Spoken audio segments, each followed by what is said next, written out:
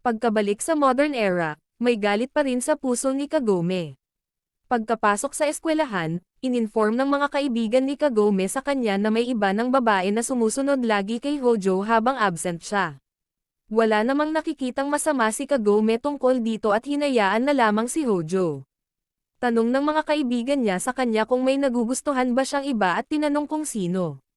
Nagalit si Kagome at sinabi na ayaw niya munang isipin ang tungkol sa nagugustuhan niya.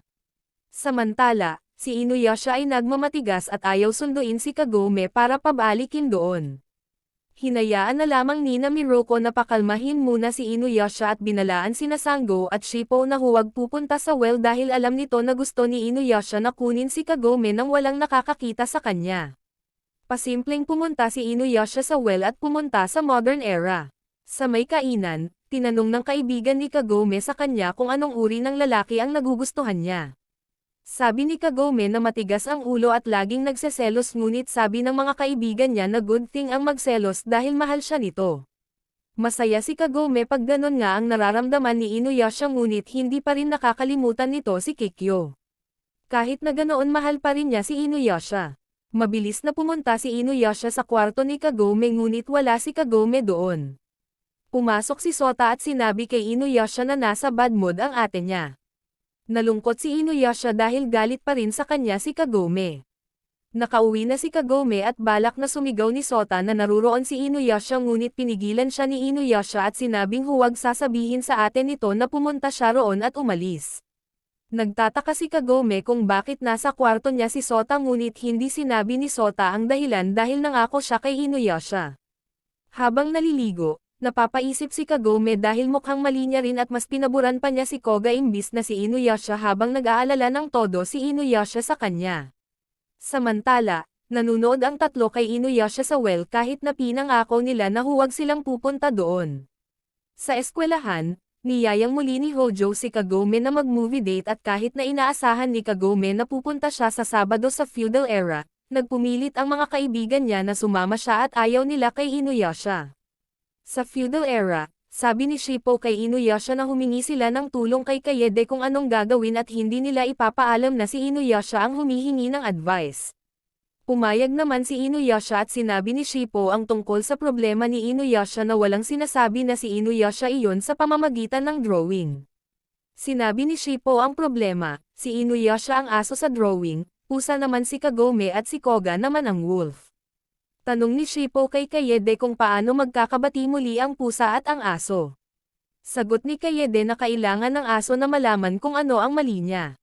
Sigurado si Kaede na ang pusa ay hinihintay ang aso na kunin siya sa kanyang bahay at nagkaroon lamang ang dalawa ng misunderstanding. Una, kailangan muna nila makita at pag-uusapan ng mabuti ang problema para maresolba. Pagkarinig ni Inuyasha sa payo ni Kaede, umalis agad ito. Pagkapunta ni Inuyasha sa kwarto ni Kagome, natutulog si Kagome at nananaginip ito tungkol kay Inuyasha. Biglang nag-alarm ang alarm ni Kagome at kinuha ito ni Inuyasha at biglang umalis. Nakita ni Kagome ang footprints nito kaya alam niya na dumating si Inuyasha. Kinabukasan, ininform ni Kagome kay Hojo na hindi siya makakapunta sa movie sa Sabado dahil may importanteng gagawin. Dagdag pa nito na isama niya na lamang ang babaeng 7th grader sa movie na laging sumusunod sa kanya. Natuwa si Hojo dahil nagseselos si Kagome ngunit hindi niya gusto ang babaeng iyon.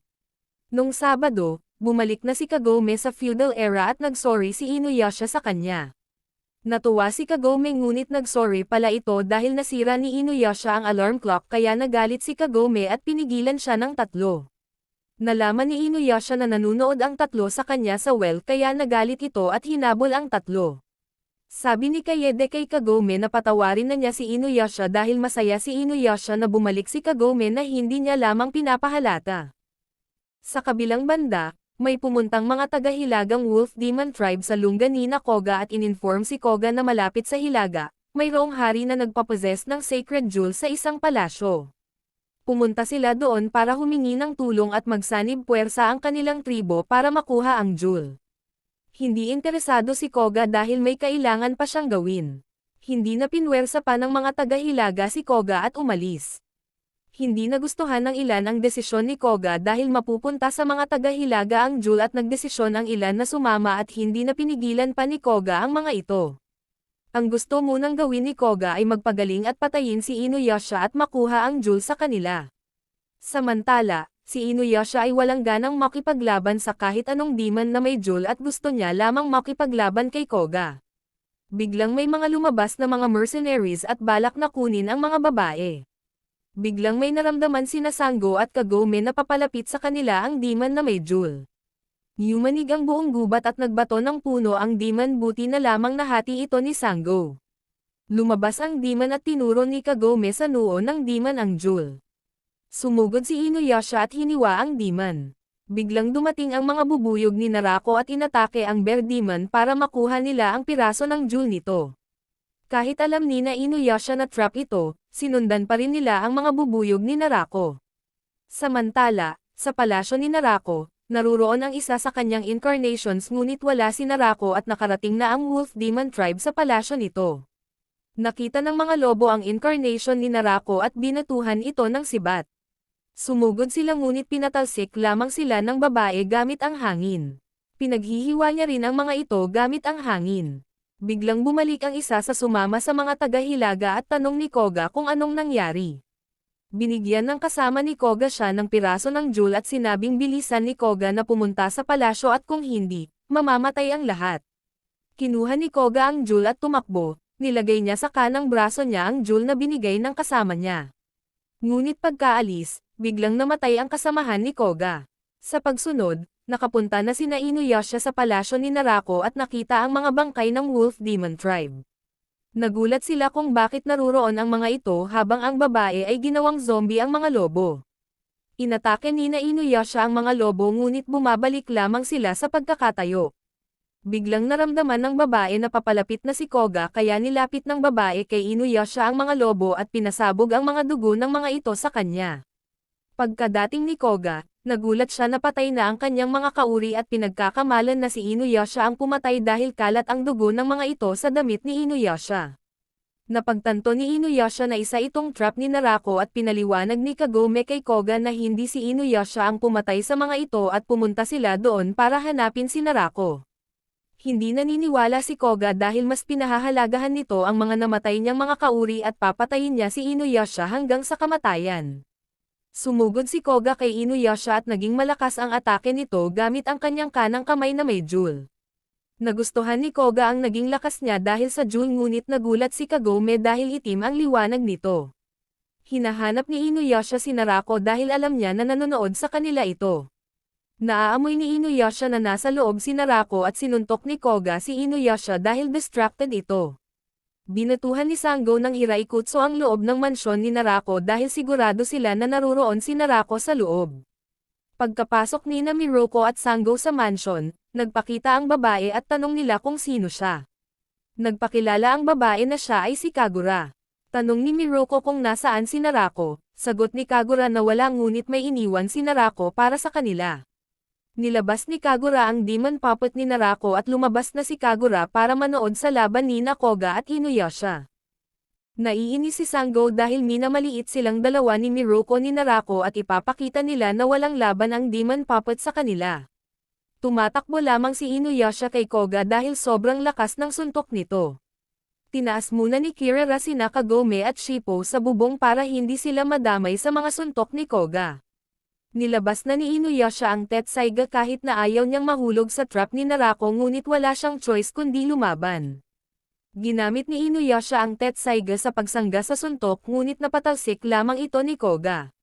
Nasuntok ni Koga si Inuyasha at nadurog ang buto sa braso nito. Sunod, pinagsusuntok at sinipa pa ni Koga si Inuyasha hanggang sa bumagsak si Inuyasha at sinikmuraan. Wala nang malay si Inuyasha at sa tingin ni Koga na patay na ito. Biglang lumapit si Kagura kay Koga at binangon muli ni Kagura ang mga kasamahan ni Koga. Dito napagtanto ni Koga na si Kagura ang pumatay sa mga kauri niya. Pinaatake na ni Kagura ang mga lobo kay Koga at tinalo lamang ni Koga ito ng madali at susugurin na si Kagura ngunit biglang hindi siya makagalaw dahil sa jewel na nasa kanang kamay nito. Sabi ni Kagura na ang jewel na nasa kamay ni Koga ay nagsisimula ng lasunin ang katawan ni Koga. Dahil hindi makagalaw, hindi nakaiwas si Koga sa mga hangin na matutulis na pinalabas ni Kagura at pinaghihiwa siya. Dagdag pa ni Kagura na ang jewel na nasa kanang kamay ni Koga ay peke at ito ay gawa sa lason. Dahil galaw ng galaw si Koga, mabilis na kumalat ang lason. Kukunin na ni Kagura ang jewel sa dalawang binti ni Koga at biglang puma na si Kagome ngunit nasangga ni Kagura ito gamit ang mga lobo. Inatake ni Kagura sina Kagome ngunit nakaligtas sila. Pupuntahan ni Kagura ang mga ito ngunit biglang buhay pa si Inuyasha at bumangon para pigilan si Kagura. Umatake ng sabay ang dalawang ngunit nakakaya ni Kagura ang Tetsaiga gamit lamang ang kaunting hangin dahil kalahati lamang ang kaya ni Inuyasha na ibigay at bali ang isa niyang kamay. Gumamit ng Dance of the Wind Sword si Kagura at nakakaiwas naman si Inuyasha. Balak ni Inuyasha na gamitin ang Wind Scar ngunit wala siyang makita dahil ang hangin na kinokontrol ni Inuyasha ay nakokontrol din ni Kagura at siya ay isang Wind Sorceress. Pamana si Kagome at sumala ito ngunit biglang hindi makontrol ni Kagura ng mabuti ang hangin dahil sa Sacred Arrow ni Kagome. May naisip na paraan si Inuyasha para magawa ang Wind Scar at inutos niya kay Kagome na pamana pa. Ginawa naman ito ni Kagome at muntik na si Inuyasha ngunit ang hangin na kinokontrol ni Kagura ay nawala. Gumawa muli ng hangin si Kagura at gumawa rin si Inuyasha. Nakita ni Inuyasha ang Wind Scar at ginamit ito. Nasira ang damit ni Kagura at nakatakas ito. Nakita ni Inuyasha ang nakaukit sa likod ni Kagura at katulad ito ng kay Narako. Sa kabila, natalo ni Miroko at Sango ang Demon Puppet. Nawala na rin ang ilusyon na palasyo. Kumakalat na ang lason sa katawan ni Koga at nag-iiba na ang kulay nito. Balak sana ni Kagome na kunin ang fake sacred jewel ngunit may barrier. Lumapit si Inuyasha at sinabi na puputulan niya ang kamay na may lason para hindi na lalong kumalat pa. Pinigilan siya ni Kagome at sinuggest ni Shippo na gamitin ang sacred arrow ni Kagome para masira ang barrier. Tinusok ni Kagome ang fake jewel gamit ang sacred arrow at ito ay nasira. Pagkatapos, iniwan na ni Inuyasha si Koga at pinangako ni Koga sa sarili niya na papatayin niya sina Kagura at Narako balang araw. Pinuntahan ni Kagura si Narako sa tunay na palasyo at nagalit ito sa kanya. Nilinlang kasi ni Narako si Kagura at hindi sinabi ang tungkol sa kapangyarihan ng Tetsaiga. Inaasahan pa naman ni Narako na kung patay na si Kagura, malakas ang Tetsaiga ngunit dahil buhay pa ito, sa tingin ni Narako na hindi gaanong malakas ang sword ni Inuyasha. Lalong nagalit si Kagura at balak na atakihin si Narako. Pinaghihiwa nito si Narako ngunit wala itong saysay at nilabas ni Narako ang puso ni Kagura at pinisil. Binantaan ni Narako si Kagura na huwag nitong kakalimutan na nasa mga kamay niya ang puso nito dahil gawa si Kagura sa mga parte ni Narako at kapag nagsuwail pa ito ay pwede siyang ibalik ni Narako sa tunay niyang pinagmulan.